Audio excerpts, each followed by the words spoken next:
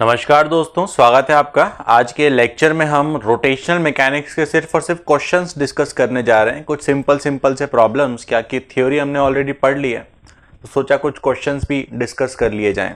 ठीक है, तो बिना टाइम बर्बाद के स्टार्ट करते हैं। तो देख सकते हैं, अच्छा, जितने भी क्वेश्चन यहाँ पर मैं डिस्कस करूँगा, जरूरी नहीं है कि डायरेक्टली आप उसके सॉल्यूशन में कूद जाएँ।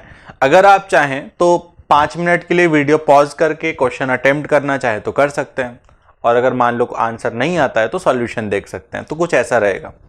तो मतलब ये मान के चलो, अगर आधे घंटे में रिकॉर्ड हो रहा है, मान लो अगर ये 30 मिनट्स या 40 मिनट्स में ये चीज रिकॉर्ड हो गई, तो आपके लिए ये एक्चुअली में 1.5 से 2 घंटे का काम है ना। अगर आप हर क्वेश्चन में 5-5 मिनट रुकते हो और क्वेश्चन सॉल्व करते हो तो इतना टाइम आपको लग ही जाएगा, जिसमें कोई दिक्कत की बात नहीं है। तो जैसे कि ये रहा क्वेश्चन नंबर 1 आपके सामने, तो जरा इसमें आप टाइम दें वीडियो पॉज करके, और अगर नहीं बनता है तो सॉल्यूशन देखें। फिलहाल मैं सॉल्व करते जाऊंगा। तो क्वेश्चन नंबर 1 कहता है, a wheel is making revolution about its axis with uniform angular acceleration.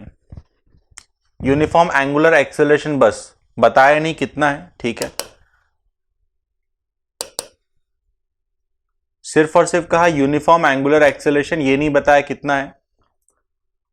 एक मिनट, मुझसे कुछ गड़बड़ हो गई लगता, 1 मिनट रुकिएगा। हाँ, तो उस एंगुलर एक्सेलरेशन को हमने अल्फा मान लिया, ठीक है। एंगुलर एक्सेलरेशन को हम अल्फा से ही रिप्रेजेंट करते हैं। तो इन लोगों ने बताया नहीं है एंगुलर एक्सेलरेशन कितना था, तो उसको मैंने अल्फा मान लिया। फिर उसके बाद क्या कहता है, स्टार्टिंग फ्रॉम रेस्ट, स्टार्ट किया रेस्ट से, तो इनिशियल एंगुलर वेलोसिटी को हम क्या बोल सकते हैं, 0। फिर बोलता है इट रीचेस 100 रेवोल्यूशन पर सेकेंड इन 4 सेकेंड। कहने का मतलब फाइनल एंगुलर वेलोसिटी इसकी 100 रेवोल्यूशन पर सेकेंड हो जाती है, और ऐसा करने में इसको टाइम लगता है कितना, 4 सेकेंड। तो कुछ नहीं करना होता है, जितने भी क्वेश्चन आते हैं सब में ऐसे गिवन डेटा लिख लेते हैं, और जैसे गिवन डेटा हम लिखते हैं अपने आप दिमाग चल जाता है ना। एक ऐसी इक्वेशन जिसमें चारों चीजें आती हो, तो वो इक्वेशन क्या होती है, वो यही होती है, v equal to u plus a t. Kinematics में बोलते थे v equal to u plus a t, यहां ऐसा बोल देते हैं, omega final is equal to omega initial plus alpha t. तो बस वैल्यू रखना है, omega final 100, omega initial 0, alpha हमको नहीं पता, टाइम कितना 4 सेकेंड, तो अल्फा कितना आ गया 25। दिख रहा होगा कोई ऑप्शन, ऑप्शन डी हो जाएगा इसका सही। फिर 25 रिवॉल्यूशन पर सेकेंड स्क्वायर।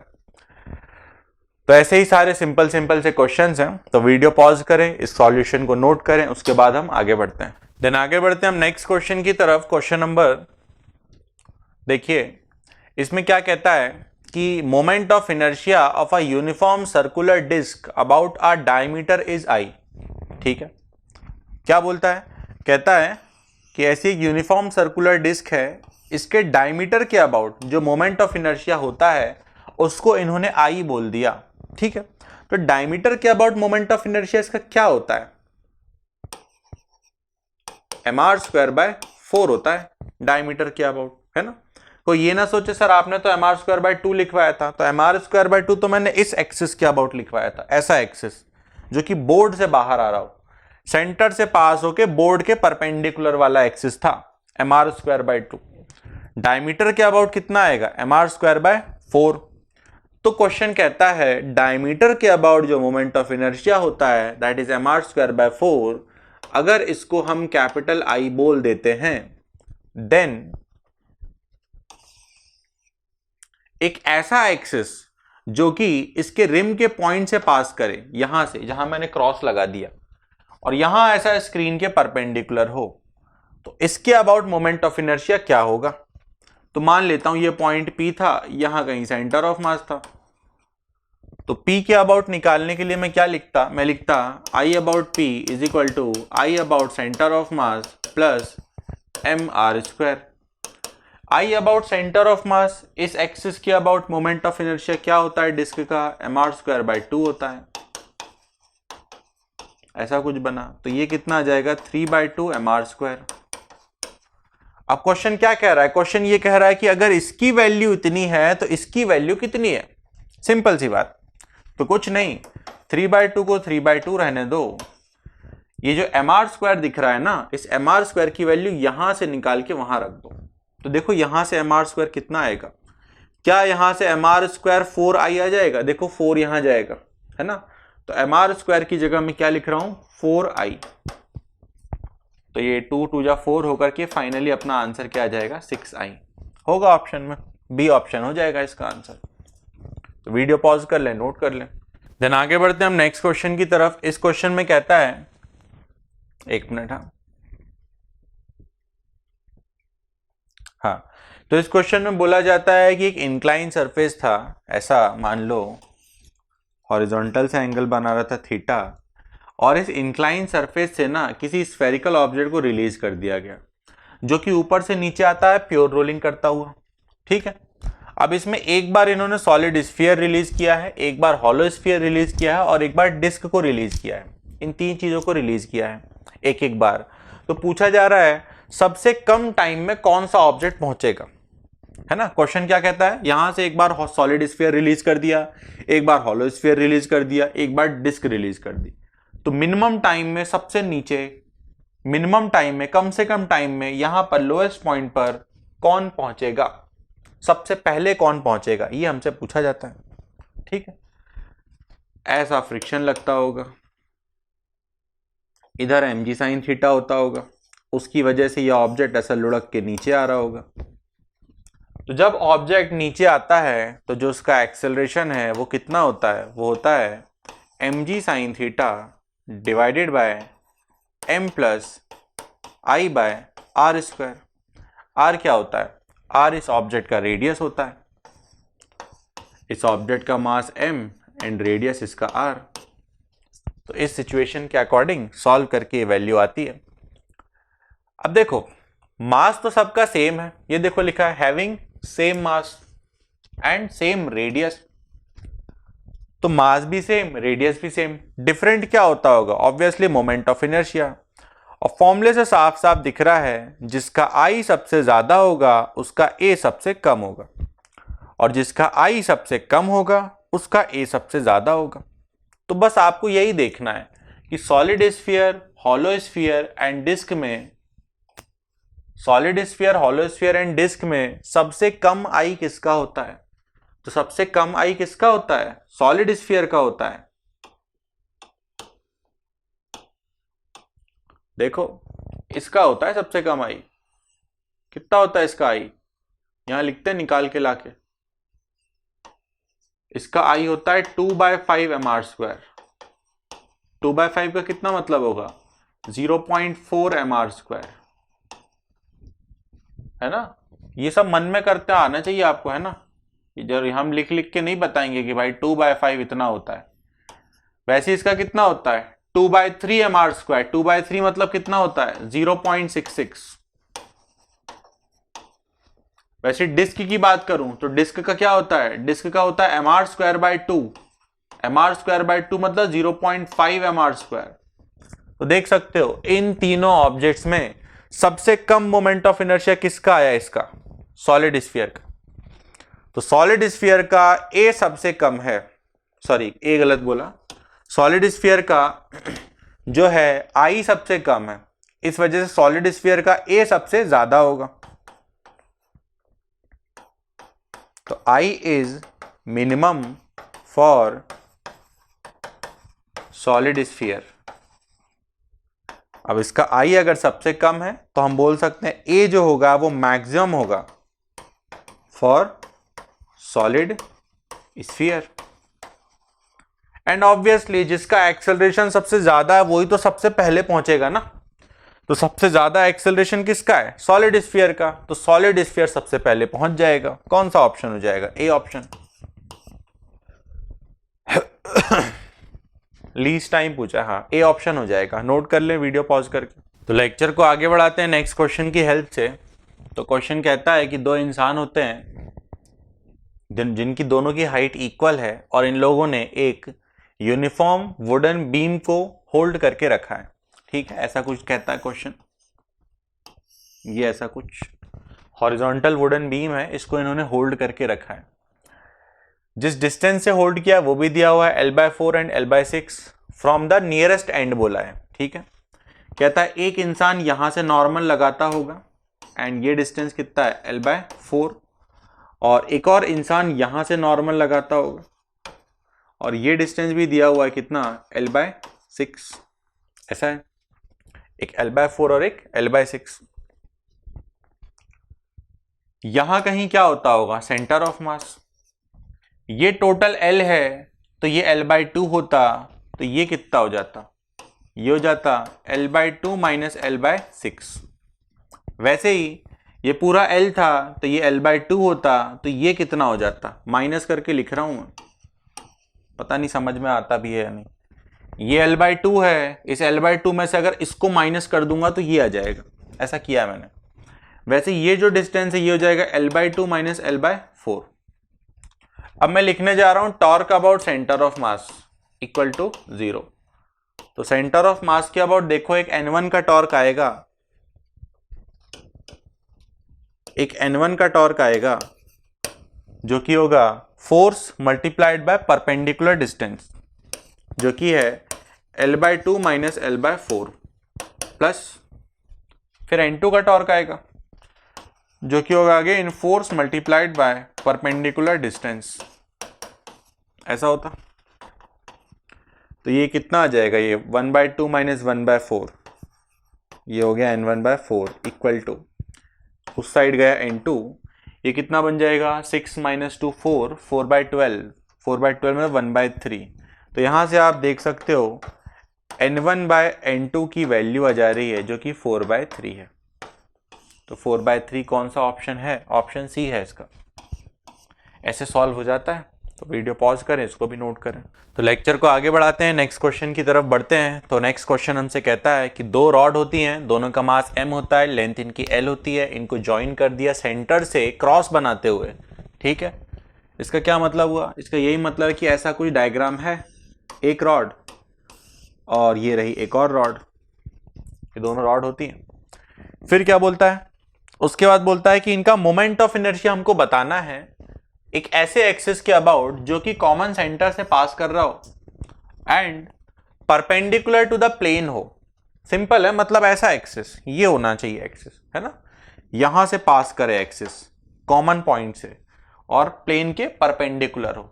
तो सिंपल है, इस एक्सिस के अबाउट हमसे मोमेंट ऑफ इनर्शिया पूछा गया है, तो हम सिंपली लिखेंगे इस रॉड का मोमेंट ऑफ इनर्शिया प्लस उस रॉड का मोमेंट ऑफ इनर्शिया, और किसी भी एक रॉड का जो मोमेंट ऑफ इनर्शिया होता वो ml²/12 होता और एक और का ml²/12 होता, तो ml²/12 प्लस ml²/12 हो जाता ml²/6। तो बहुत ही इजी क्वेश्चन था ये, तो शुरू होते ही खत्म हो गया। वीडियो पॉज करके लिख लो, यहीं से मैं नेक्स्ट क्वेश्चन में जा रहा हूं। तो मान के चलते हैं लिख लिया होगा आपने। फिर मैं आता हूं क्वेश्चन नंबर 7 में। क्वेश्चन नंबर 7 क्या कहता है, a rod of length L is hinged at one end and इसको हॉरिजॉन्टल किया देन रिलीज कर दिया। अच्छा ठीक है, समझते हैं क्वेश्चन। देखो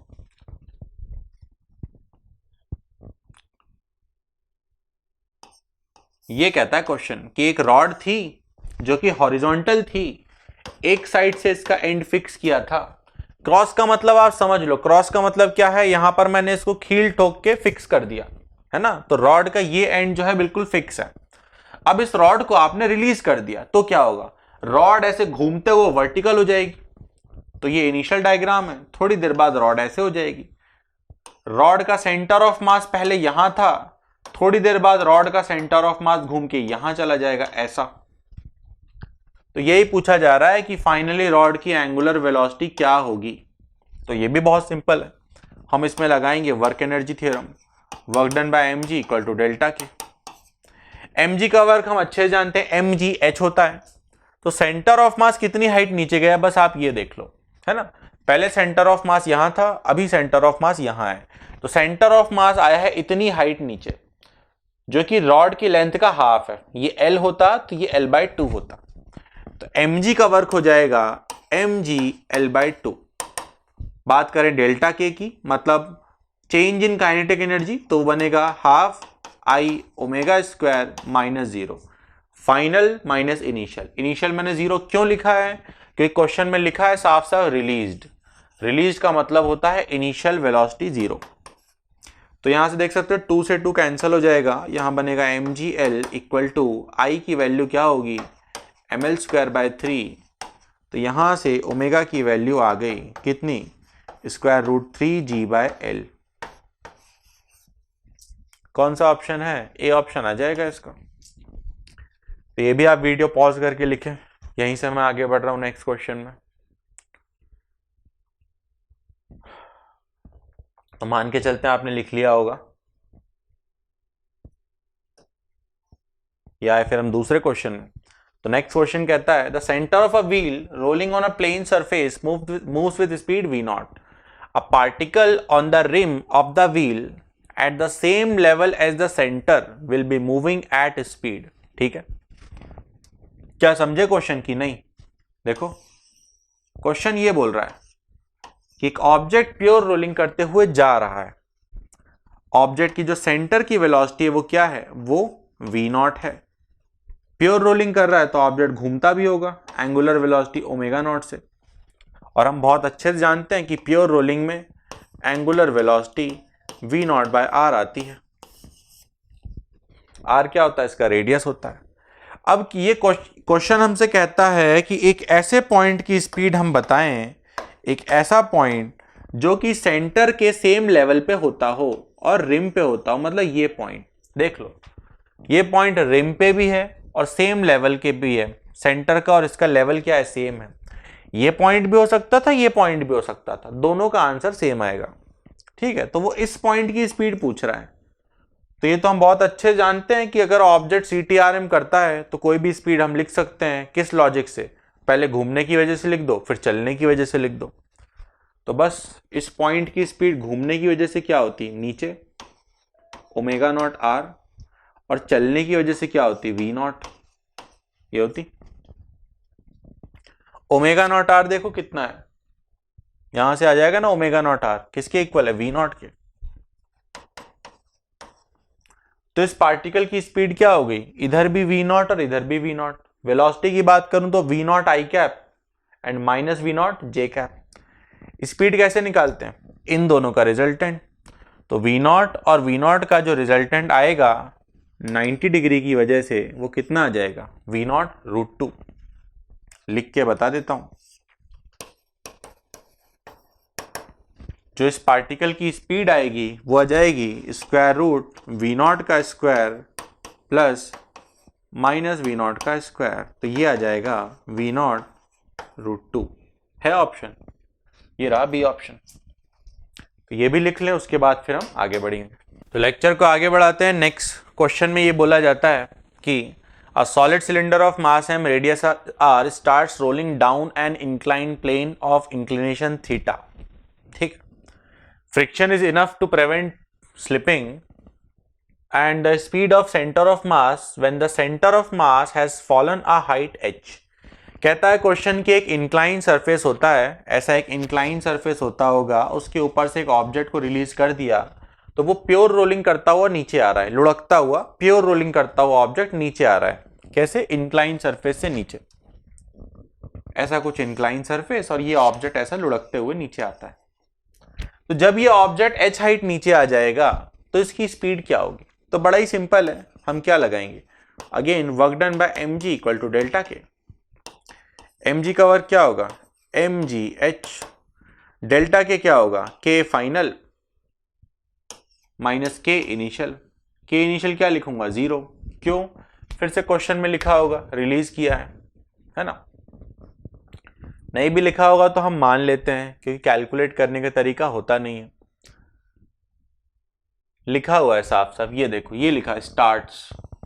स्टार्ट्स का मतलब भी वही होता है, इनिशियल स्पीड 0। तो इस वजह से के इनिशियल मैंने क्या लिखा? 0। तो लिखा है work done by mg equal to delta K. mg का वर्क हो गया mgh, डेल्टा के मतलब k final minus k initial. k final में दो वैल्यू आएंगी, एक आएगी घूमने की वजह से और एक आएगी चलने की वजह से। ऐसा होगा, तो ये बनेगा mgh is equal to half. क्या है? अब ये सॉलिड सिलेंडर है। सॉलिड सिलेंडर का मोमेंट ऑफ इनर्शिया होता है mr²/2, और क्योंकि ये प्योर रोलिंग कर रहा है इस वजह से ओमेगा की जगह आप v/r लिख सकते हो। v सेंटर ऑफ मास को मैंने v मान लिया है, तो यहां से देख सकते हो आप r कैंसल हो जाएगा और ये बनेगा mgh is equal to 3/4 mv²। तो यहां से देख सकते हो v आ गया, कितना आ जा रहा है यहां से v, इसको यहां लाके लिखें जरा। तो यहां से v आ जा रहा है, देखो इधर 3/4 है ना, तो उधर जाके क्या बनेगा 4/3, तो स्क्वायर रूट 4/3 GH। कौन सा ऑप्शन है? सी ऑप्शन है इसका, नोट कर ले। लेक्चर को आगे बढ़ाते हैं, देखते हैं क्वेश्चन नंबर 10। क्वेश्चन नंबर 10 में क्या बोलता है कि एक रिंग जो है प्योर रोलिंग करती है, तो रेशो बताना है रोटेशनल और ट्रांसलेशनल काइनेटिक एनर्जी का। मतलब क्वेश्चन आपसे पूछता है कि half I omega square and half mv² का क्या रेशो होगा।